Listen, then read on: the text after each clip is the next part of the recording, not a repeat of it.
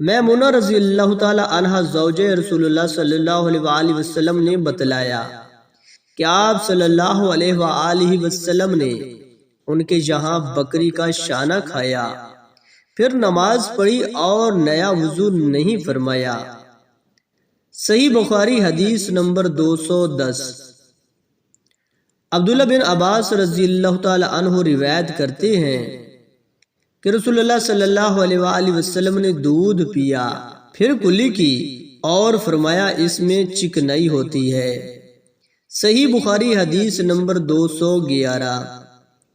عائشہ رضی اللہ تعالی عنہ سے روایت ہے کہ رسول اللہ صلی اللہ علیہ وآلہ وسلم نے فرمایا کہ جب نماز پڑھتے وقت تم میں سے کسی کو اونگ آ جائے تو چاہیے کہ وہ سو رہے یہاں تک کہ نیند کا اثر اس سے ختم ہو جائے، اس لیے کہ جب تم میں سے کوئی شخص نماز پڑھنے لگے اور وہ اونگ رہا ہو تو وہ کچھ نہیں جانے گا کہ وہ اللہ تعالیٰ سے مغفرت طلب کر رہا ہے یا اپنے نفس کو بد دعا دے رہا ہے۔